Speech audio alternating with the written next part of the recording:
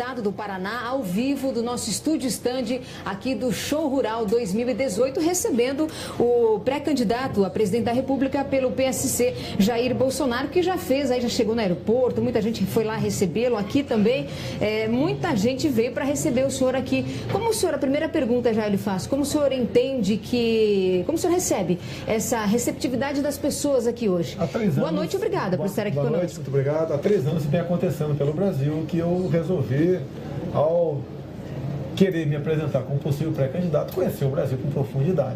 A aceitação tem sido dessa forma, fico maravilhado e meu muito obrigado aos amigos aqui de Cascavel e região. Vamos falar agora, pensando na possibilidade do senhor ser o presidente do Brasil a partir do ano que vem. Se eleito for, como o senhor pensa em governar? Parcerias? O senhor pretende nomear ministros que sejam militares ou políticos? Olha só, a indicação política, ela não dá certo, ela leva à ineficiência do Estado e à corrupção. Não interessam militares ou civis. Obviamente, por ser militar, vou ter ministros militares. Tá? São pessoas que a gente confia. Eu pretendo disputar uma eleição e, caso vitorioso, eu escalar meu time, não os partidos políticos escalar. O senhor pretende governar o país com apoios? Porque o senhor não tem, digamos assim, muito apoio de outros partidos. Se eleito for, como o senhor acha que vai ser isso? Como os apoios são feitos ao longo desde quando você não era nascida ainda? Através do tomar lá da cá. O Brasil não aguenta mais isso aí. Ou eu faço algo diferente, ou estou fora da política. Não tenho obsessão pelo poder.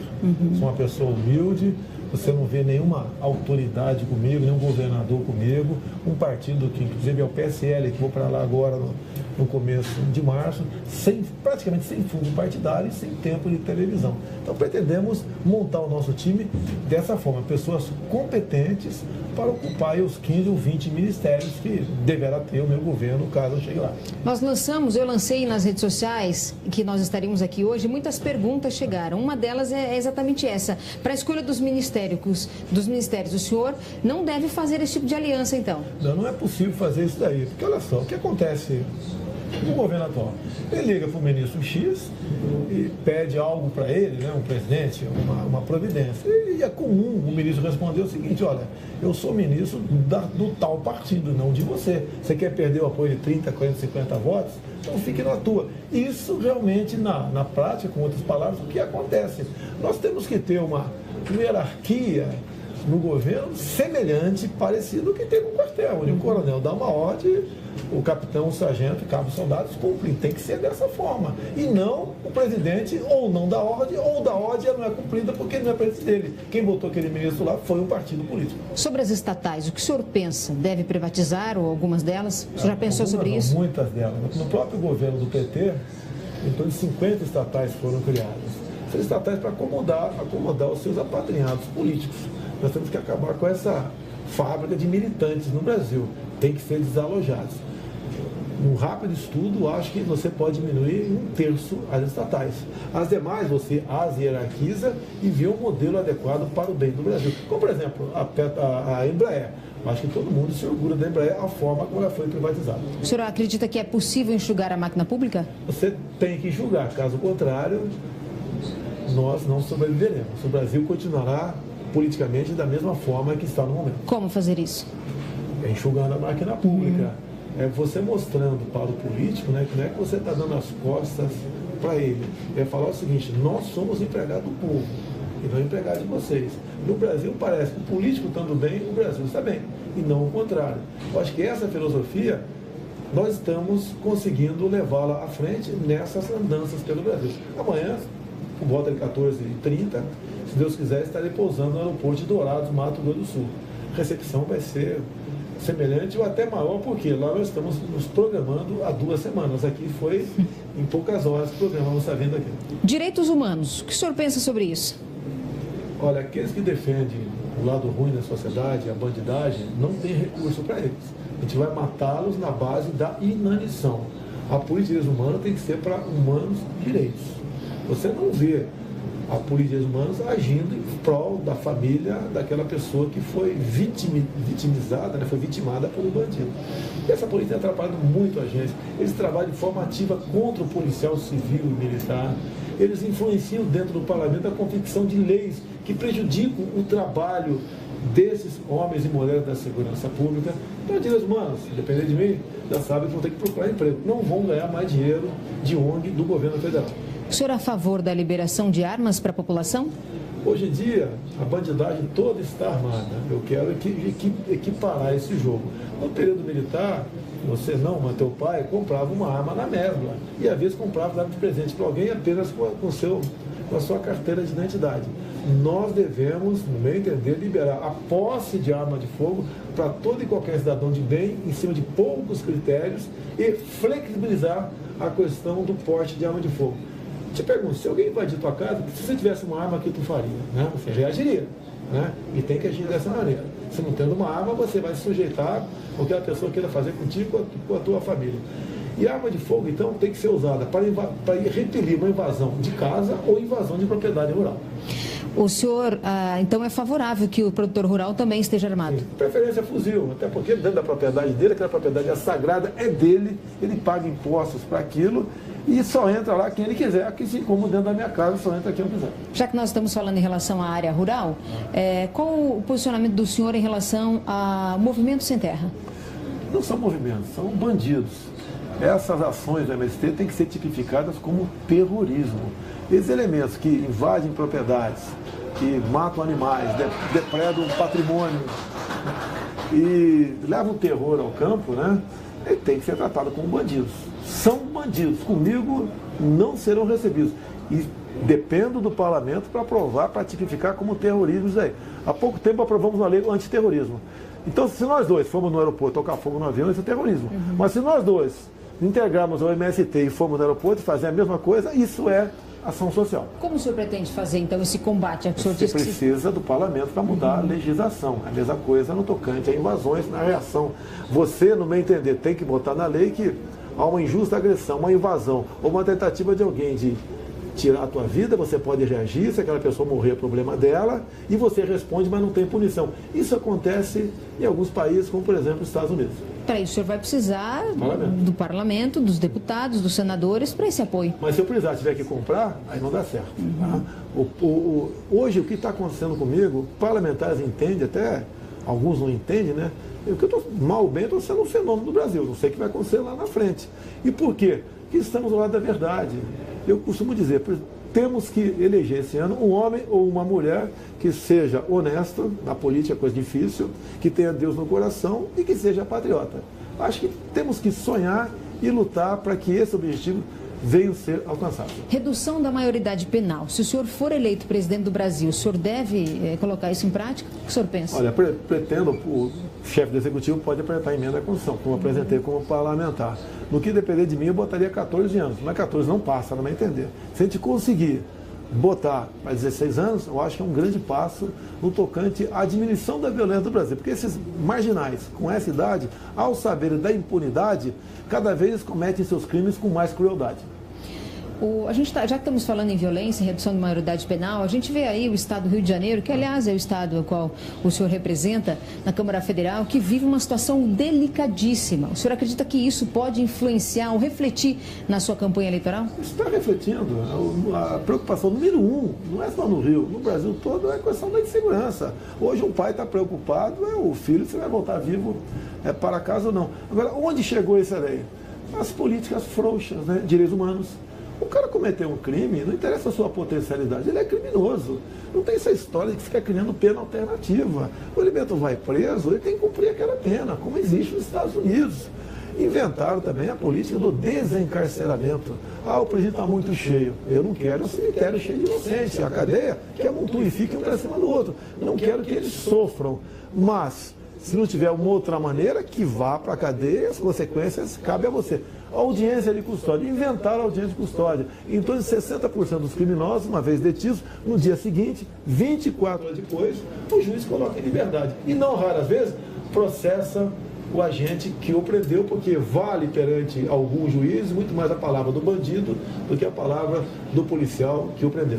Atualmente o senhor tem tido voz no estado do Rio de Janeiro para tentar amenizar o problema da segurança? A minha proposta é essa, não passa pelo Rio de Janeiro, passa, no meu entender, por legislação federal, mexer no Código Penal. O policial em operação, caso ele atire, aquela pessoa resolva morrer, ele responde, mas não tem punição.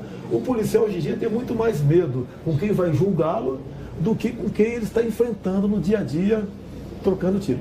O que é que os agricultores poderão esperar do Bolsonaro se for eleito presidente do Brasil? Eu vou ser empregado deles. Assim tem que ser a política. Nós, políticos, somos empregados do povo. O primeiro momento é não atrapalhá-los. Levaram aqui um revés na questão do fundo rural. A questão da exportação de commodities, que é que vocês produzem aqui, estão querendo mexer na Lei Candir para cobrar ICMS. Cada estado cobra o que bem entender. E você dá meios, dá paz para ele poder trabalhar.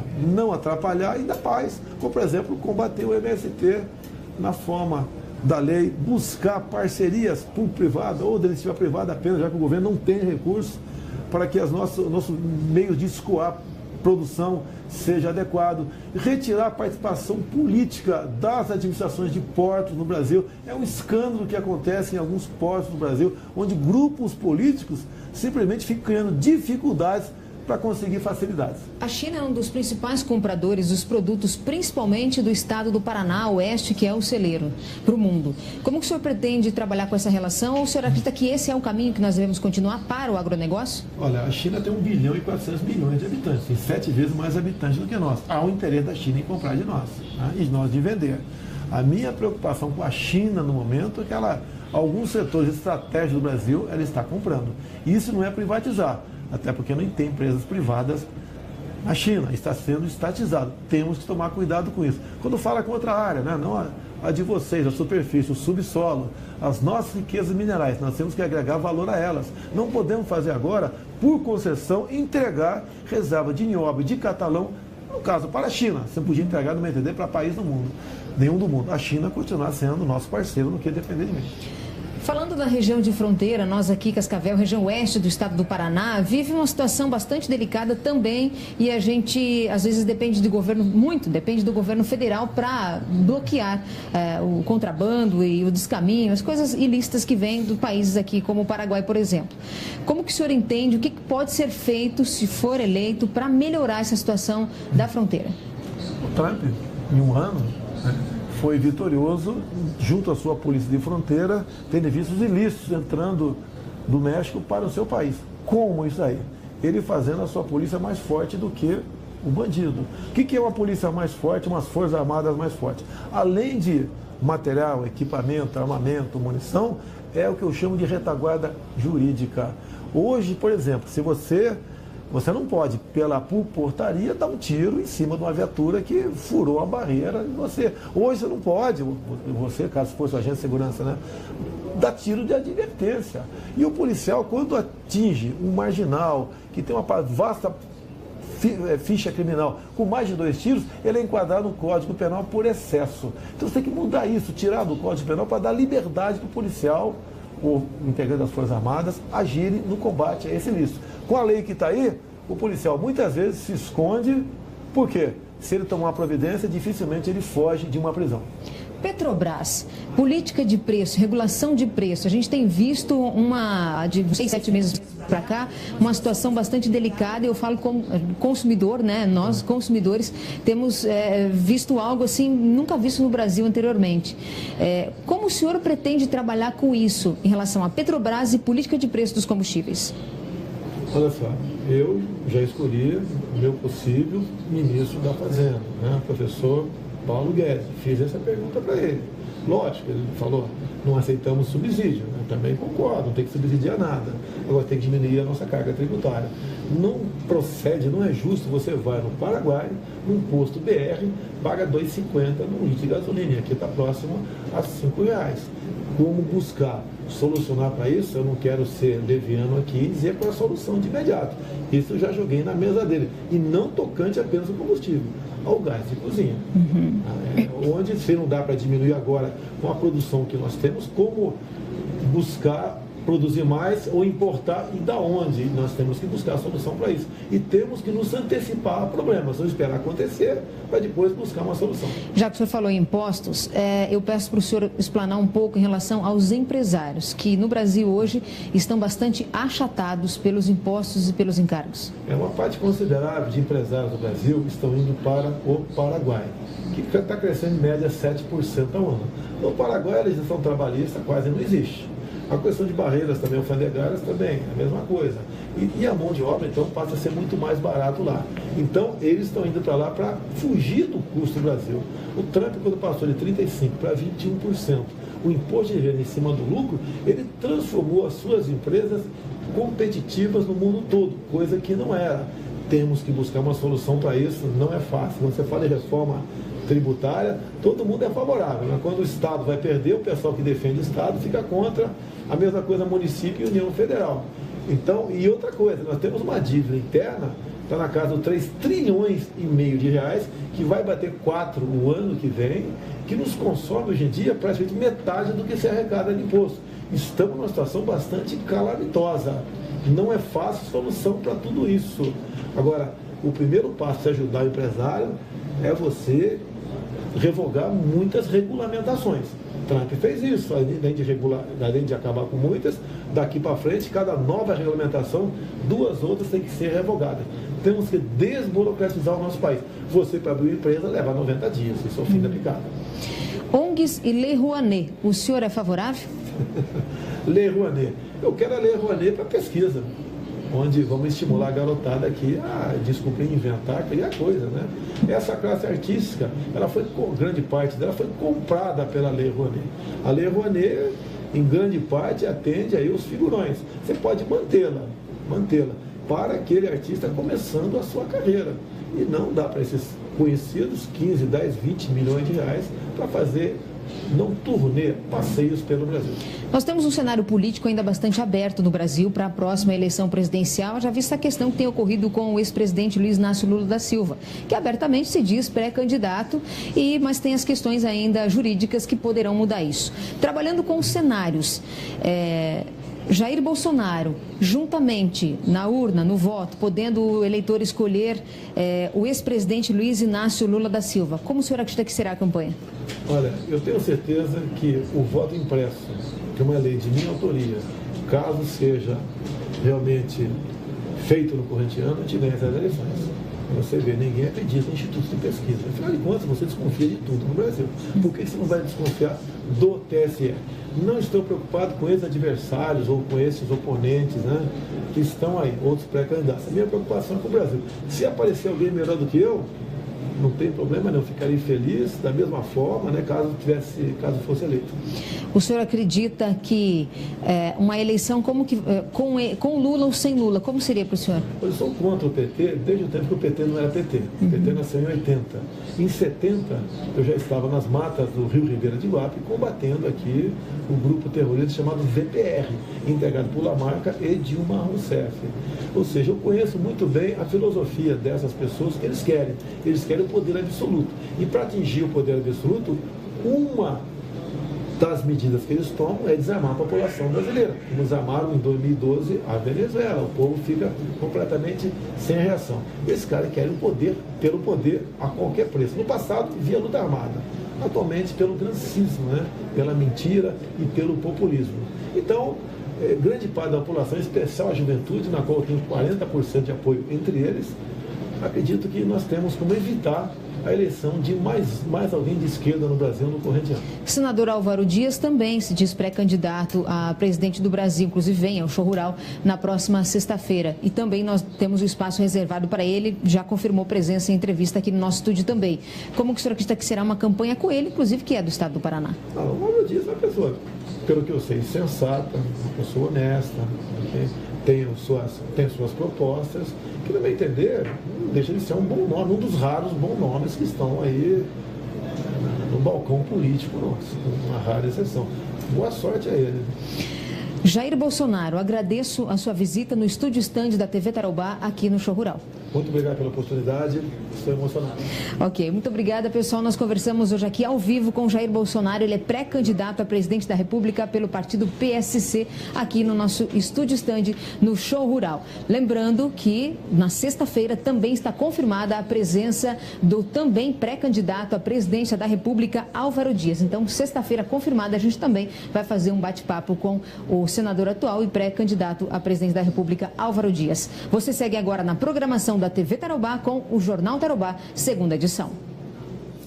Ok, muito obrigado, Silene Benete, esclarecedora, excelente entrevista e nesse espírito democrático também esperamos os demais pré-candidatos à presidência da República. Muito boa noite a todos vocês, muito obrigado pela audiência que muito nos honra. E você que é pai ou mãe de crianças já deve estar se preparando para a volta às aulas, não é mesmo? Pois é, na rede municipal o ano letivo começa amanhã, mas o que fazer para evitar aquela choradeira, aquela dificuldade para retomar a rotina antiga depois das férias? A gente preparou uma reportagem com algumas dicas. Aqui nessa casa falta pouco para voltar à rotina. E como eles se sentem nessa fase? Empolgação, ansiedade? Tá animada? Eu fico sempre animada. Por quê? O que você tá esperando? Começar as aulas, né? E o fato de acordar cedo aí? É meio chato? Como é que é? Chato. A rotina dessa família vai mudar bastante com o início das aulas. O casal tem 2 filhos, o Vitor, de 9 anos, e a Emanuele, de 4 anos. Colocar esses dois na escola depois de várias semanas de férias não deve ser muito fácil, não.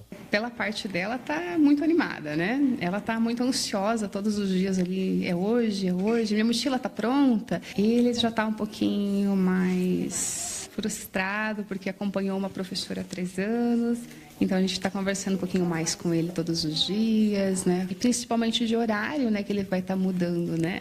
Por que às vezes é tão difícil largar a rotina de férias? Mudar de horário, se acostumar a acordar cedo de novo? Tem bastante coisa passando pela nossa mente e pelo nosso corpo numa fase de mudanças como essa. A gente conversou com um especialista para entender melhor essa etapa.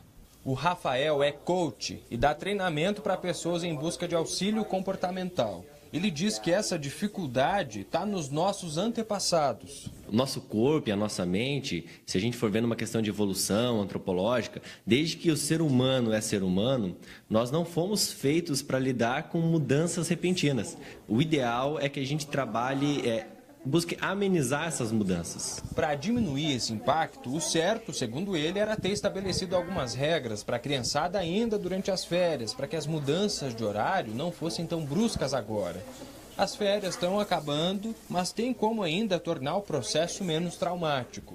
Então o ideal é que os pais busquem encarar com uma normalidade. Porque assim, 7% apenas da nossa comunicação é através de palavras. A maior parte da nossa comunicação é através de gestos, postura, fisiologia.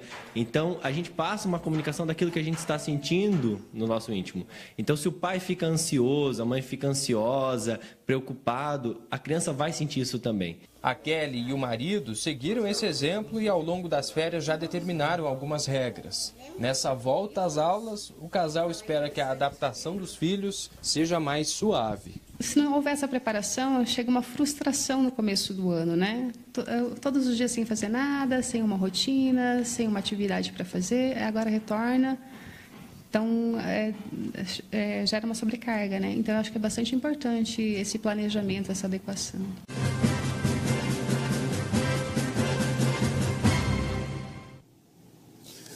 Fim da greve dos caminhoneiros no Paraguai põe fim ao risco de desabastecimento em postos de combustíveis na fronteira. No depósito aduaneiro, no quilômetro 10, em Cidade do Leste, Paraguai, uma movimentação tranquila de entrada e saída de caminhões. Isso porque na noite de terça-feira houve um acordo a favor dos caminhoneiros paraguaios. Dessa forma, as paralisações foram encerradas. O acordo estabeleceu proibição de pelo menos 1 ano para a entrada de caminhões bitrens brasileiros com cargas no Paraguai.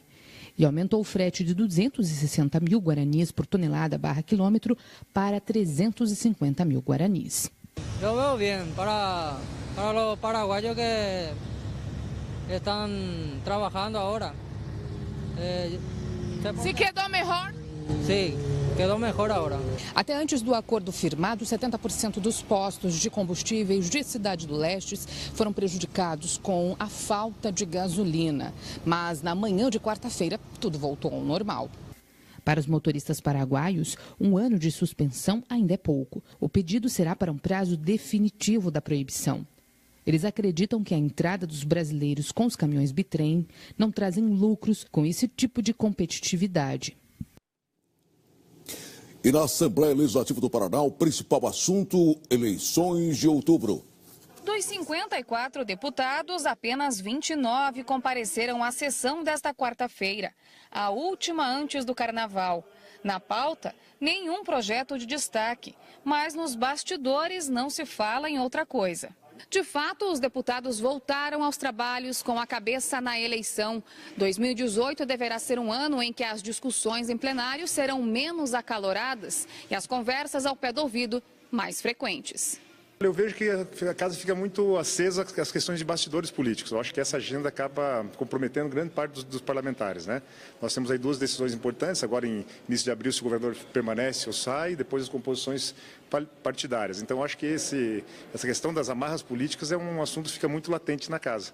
Então, temos aí a questão legislativa, temos a questão do trabalho político feito nas bases, mas, sem dúvida nenhuma, esse primeiro trimestre, o que dá mais ibope, o que mais se conversa é sobre os bastidores, sobre as amarras políticas. Por causa disso, o ritmo das sessões e das votações deve ser reduzido. Como já é de praxe, em ano eleitoral, haverá menos pautas vindas do Poder Executivo.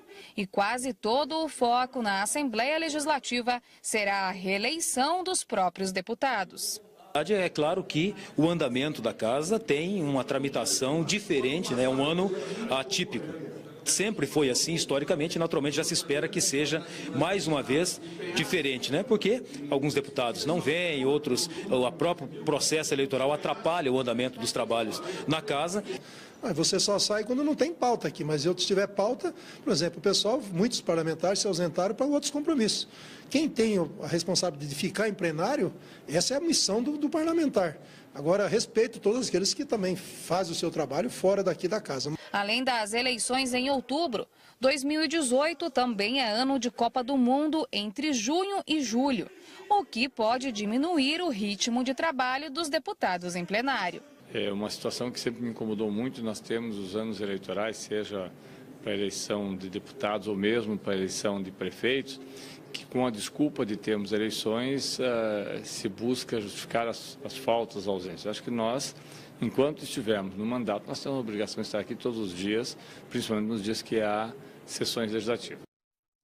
E hoje foi a última sessão da semana na Assembleia Legislativa do Paraná. Agora os deputados saem de folga para o Carnaval e a próxima sessão plenária é marcada só para o dia 19. E depois do intervalo nós vamos conferir a previsão do tempo para todo o estado.